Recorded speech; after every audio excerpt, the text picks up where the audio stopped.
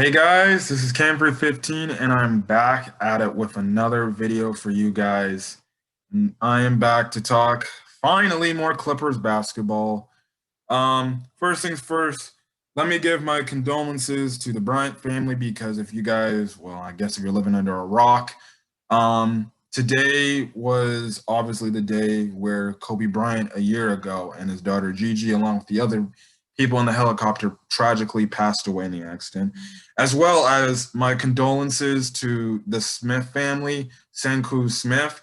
If you didn't know, he's like a TV NBA analyst on the NBA TV. He tragically passed away today. I think I heard it was because of the virus, COVID.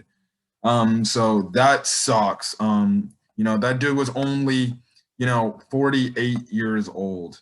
So he had a lot of, time left to live. It goes to show you that we can't take this virus as a joke anymore. Like, I'm sorry, if you're still taking this virus as a joke, then one, get off the channel and actually do your research. There have been over 2,000 people dying because of this and stuff like that, and it has affected our livelihoods. So, listen, mask up and freaking, wash your hands. Do everything to keep yourselves protected from this virus.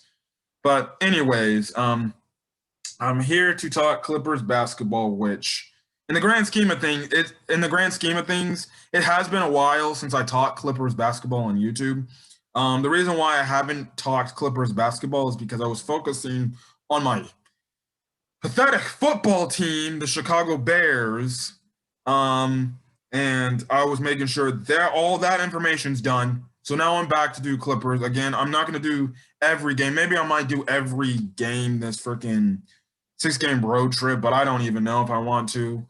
Anyways, your Clippers lose to the Atlanta Hawks tonight, 108-99. And I would say a hard-fought effort by the Clippers without the serviceableness of Kawhi Leonard, Paul George, and Patrick Beverley.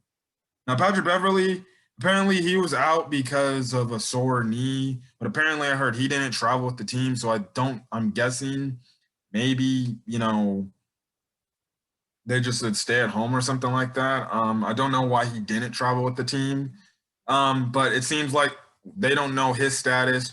Kawhi Leonard and Paul George, if you didn't know, again, if you're living under a rock, if you didn't know why they didn't play this game, they entered the NBA safety health protocol, thing because it seems like they might have come in contact with somebody that had COVID-like symptoms, which when you're on a freaking 7-game win streak that just essentially ended today and you're expecting to be probably on a very big road, a road trip. And the next thing you know, you hear yesterday, or I get alerts to my phone yesterday saying, oh, Kawhi Leonard and Paul George are going to be out indefinitely because the protocols for the NBA. And I'm like, you're joking. You're really joking right now. But what can I say? It's the new norm of the NBA. It's the new norm in sports where your big players sometimes will miss games because they might get themselves into the protocol. So, again, my thing is to people saying or people who like to ridicule the Clippers, going to make fun of the Clippers for losing the Hawks tonight. I'm just going to let you know and do your research. We were out three of our best players, preferably really two of our superstar players on our team. So, yeah, regardless, the Clippers, they fought hard every tooth and nail. They made it a game up until really that fourth quarter. And again, even though I don't like losing, and again, I'm gonna say this till the day this whole virus situation is done. F COVID, man. F it. Because literally, it's like they in my case, I'm looking at them like they affected essentially the Clippers roster right then and there by taking two of their best players out. I know it's unavoidable, and I knew it was eventually going to happen for one of the players on the team to potentially come down with maybe symptoms or run into somebody and eventually have contract tracing because of it. But it's like, man, screw this damn virus. It literally cost us a game, And it literally cost us a freaking maybe more games on this road trip because it ain't going to get any more easier. Next game on Thursday, we play the Miami Heat, and I probably have us losing that game too. So yeah, in terms of for Clipper fans and as well the NBA, if you want to know whenever the Clippers are coming back, or in terms of Paul George and Kawhi Leonard and Patrick Beverly, the word as of now is they don't even freaking know when they're coming back. So that's just great. So that it just automatically sounds like they're not even going to be coming back for the road trip. They're just going to be chilling in LA till maybe the Clippers come back, and then maybe, after some testing. So far, Kawhi Leonard and Paul George are testing negative, but at the same time, the next day they could be testing positive, and then that would be great because then they'd be freaking out 2 weeks. So that's wonderful. This is definitely going to be problematic. Like, out of all the times for the Clippers to lose probably 2 of their best players, like, now is probably not the identical time to do that. But, you got to play with the cards you're dealt with, and you got to play with the players you got to have. It's like Ty Lue said in his press conference before the game, guys are just going to have to step up, and it's next man up mentality. So as much as I want to be upset that Kawhi Leonard and Paul George and Patrick Beverly were all out because they're, because the stuff affecting them, next man up. Guys got to come out and play. Reggie Jackson was the guy that led the cause tonight in terms of guys that stepped up to play. Some players that didn't really step up to play, Lou Williams, who should have came out to play and stuff like that.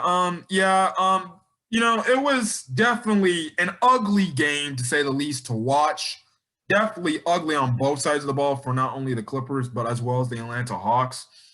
And then, listen, when you're like 2 of your best players on the team, 2 superstar players on a team, essentially everything's got to go right. You got to play like stellar defense. You got to know you're hitting down your shots, which the Clippers had good looks. They just weren't making the shots. They just kept missing. And again, you can't do much of anything if you're just missing shots. You just got to play with what you're dealt with. And and then it was a close game. The Clippers get back in it. I believe tied the game within, in the fourth quarter. Atlanta called a timeout, and then that's when Atlanta essentially pulled away because thanks to Kevin Huerter and a little bit of Trae Young at the end of the game, that essentially sealed the deal for the Clippers. Kevin Huerter essentially, I don't think he missed a shot in the fourth quarter. If we're being honest, Trae Young did his thing, but Kevin Huerter was the main reason why the Hawks pulled away and won this game. If he makes none of those shots in this game, we might be talking a different story potentially, or maybe a closer, loss the Clippers have. So obviously I'm going to get into the stats, talk about some things I liked, get into some things that I didn't like, and we'll end this video off. Nick Batum, he didn't particularly have a good game today. I do feel like the reason why is definitely because Paul George and Kawhi Leonard were out, because when you're focusing more on them, it takes guys like Nick Batum and makes their roles better. He shot 2 of 7 from the field, only had finished with 5 points, only missed 4 3-point shots, only made 1. He had 5 assists, 4 rebounds. He had 3 turnovers, which a lot. Trust me, I'm not even talking about the turnovers. The turnovers were bad. Serge Ibaka, he had 15 points. He was 6 from 15 from the field, hit 1 of his 3-point shots, had 5 rebounds, 3 assists, 3 blocks as well in this game too. I thought Serge Ibaka, he's still been looking good as he carried from what he did in the Thunder games. So obviously he's still looking good. Obviously, player of the game, rightfully so goes, shockingly enough, goes to Reggie Jackson. He had 20 points, was 8 from 16 from the field, only had hit 2 of his 3-point shots, had 7 rebounds, 8 assists, 2 steals, and 1 block. So Reggie Jackson obviously had his coming out party here, and I envision he's gonna have to continue to do this to at least keep the Clippers in ball games, which is actually shocking enough to say within itself. He literally did keep the Clippers in this game in that first half, and again, he's one of the players who you have to deal with the cards you're dealt with. Yeah, we know his deficiencies on defense are bad, but you got to deal with what you got to deal with what you're dealt with. You know, he came in, did his job, and that's the one thing I like about Reggie Jackson this season. You know, he realized when we have a full healthy roster, he's probably not going to see any minutes. And when he's coming in, he's taking advantage of the fact that he doesn't get those minutes and he's actually being more productive. So that's good. Terrence Mann, who actually got the start tonight, finished with 10 points. He was 4-8 from the field, hit one of his 3-point shots. He had 9 rebounds, which is actually pretty good, 1 assist and 4 steals. Terrence Mann, he had some impressive, plays on the offensive side of the ball. But again, Terrence Mann, I really feel he needs to develop an outside shot to be a serviceable player for this Clippers team. His inside game seems pretty good. But other than that, it's like he really needs to improve on his, outside game, like his shooting, like really does. But this was, when you have 2 of your best players out, he can get the chance to get those minutes that he typically wouldn't get if Kawhi Leonard and Paul George were in the game, and even Patrick Beverley.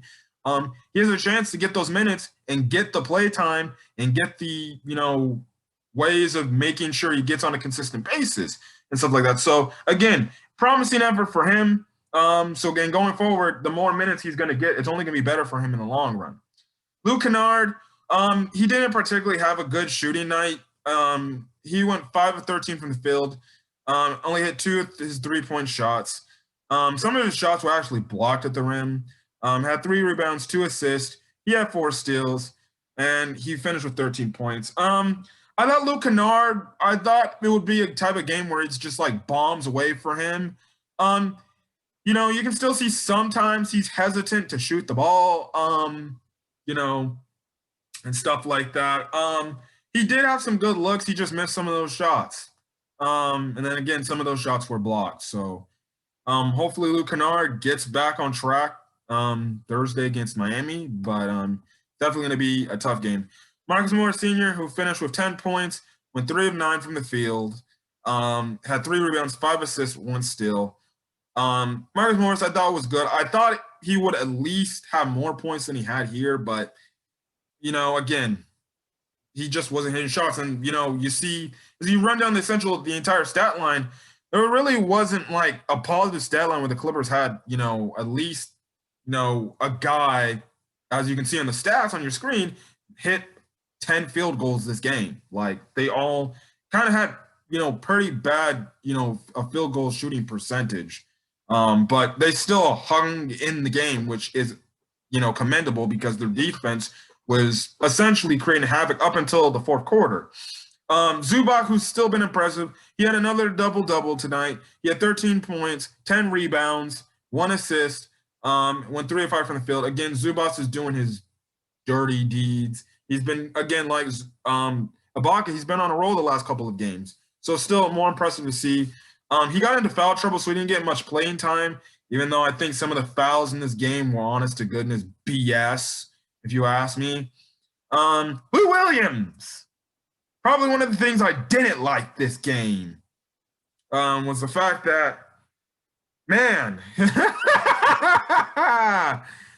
oh, man, 4 of 14 and 11 points. 1 of 3 from 3, had 3 rebounds, 3 assists, and 2 turnovers. All I'm going to say about Lou Williams is, man, you would think Lou Williams would come out and play an efficient game, but the guy still has not found it. I don't know what's going on. It seems like, the age is getting to him. Father time is getting to him. And no lie, he's starting to look a little washed up, and he has not looked good this season at all. Honestly, like I said, if he keeps it up, I've seen Clippers Twitter, say it. If he becomes freaking, if he keeps playing like this, I'm just going to say this. He essentially becomes trade material for the Clippers. As much as I don't want to trade him because of his loyalty he's had to the Clippers and how much he wants to win a title with this team, it's just like he's given us nothing offensively. And if he's given us nothing offensively, it's like, well, then what's the point? Because he can't play defense. But regardless, it's like, Hopefully he turns it around. Amir Coffey, who got 12 minutes in this game, only had 2 points. I thought he looked good. I thought he looked decent again. Just like Terrence, man, he got some playing time, so that's some NBA experience and stuff like that. So, yeah, um, you know, obviously you can see from the total stats, the Clippers, their total field goal percentage was 40.4% from the field. They shot at 30.8% from 3 point. If you see those two stat lines, obviously the Clippers are going to struggle, and it's a total difference when you don't have your key players in the game are playing for you and stuff like that. I'm not really going to go over much of the Hawks stats, to be honest. Some people I kind of want to point out were definitely Hunter Capella, who's got some very clutch rebounds, and sometimes the dude had 19 rebounds. Trae Young, who turned it on in that second half. Like, he legit turned it on in that second half, and mostly because he got to the line. Like, the dude had 11 free throws. Like, good Lord. And then, he wasn't hitting 3-point shots, but until late in the game, and it's like, man, he just, lit the Clippers up. And it's like, man, come the hell on, man. The Clippers did a good job in containing, Trae Young, and then, like I said, he just turned the switch on, and then boom, he just dropped 38 on the Clippers. Kevin Huerter, who I believe saved the Hawks in this game. If it wasn't for his shots, we might be looking at a different score. He had 13 points. He had all his 3-point shots in the fourth quarter. That's what essentially saved the Hawks from potentially losing this game. So credit to him getting it done. The bench for the Hawks didn't really do much of anything, if I'm being honest. It was kind of really the Hunter, Young, and Kevin Huerter at the end show. Again, credit to the Clippers defense for playing hard on these guys for essentially 3 quarters, maybe 4.5. But the Clippers just came up short, and yeah, that's kind of it. Anyway, stopping the share here. Listen, my thoughts on, it was a tough game for the Clippers. Again, even though I don't like losing as much as the next guy, and I know we're going to get clowned on social media because guess what? The haters don't look into the fact that we had 3 of our best players off the damn team because of freaking issues coming up with this damn virus. Anyways, you have to give credit where credit's due to the Clippers. The guys stepped up and played, and they played gritty. It was one of those gritty games where if the Clippers won, it would have been a gritty game. They came out winning, and they would have looked at it and then been like, you know what, I'll take a win against the Hawks. But I'll tell you one thing. If Paul George and Kawhi Leonard were playing this game, even if we had no Patrick Beverley, we're winning this game against the Atlanta Hawks.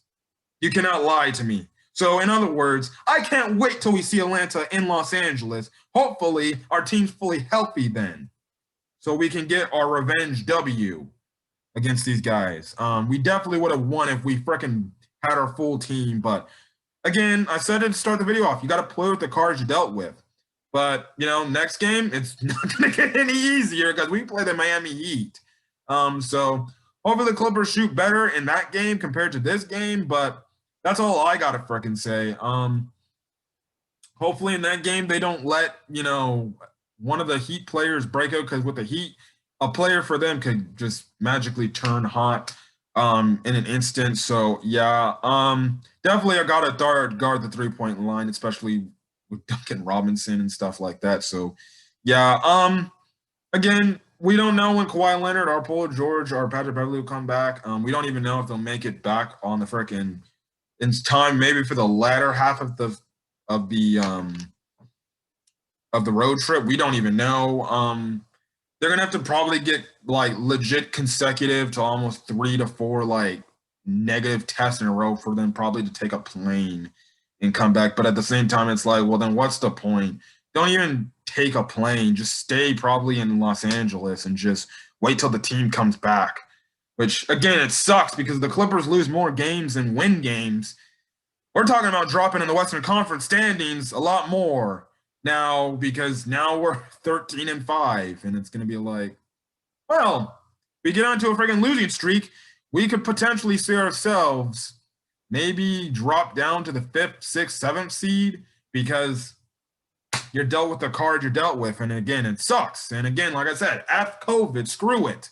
Because if it wasn't for it, then we probably would have our best players. But anyways, guys, I'm going to get out here. Hopefully you guys have a great rest of your night. Again, sadly, the Clippers lose, but hopefully they bounce back on Thursday against the Heat. I desperately say, they need a W, but again, we don't know what's going to happen. And then after that, guess what? They play an afternoon game against a very gritty New York Knicks. So, yeah, other than that, hopefully you guys have a great rest of your night. Till then, guys, put in the comment section your thoughts on this Clippers, game, and stuff like that. Hit that subscribe button if you want to get more Clippers content. I'll be back Thursday night for Clippers game recap in terms of the Clippers against the Miami Heat. So hopefully the Clippers get the W against Miami Heat. But again, Clippers fall tonight. But again, it's not the end of the world. Still early in the season. So yeah, otherwise than that, I'm gonna get out here. Hopefully, guys have a great rest of your night and have a safe night. So till then, guys, peace.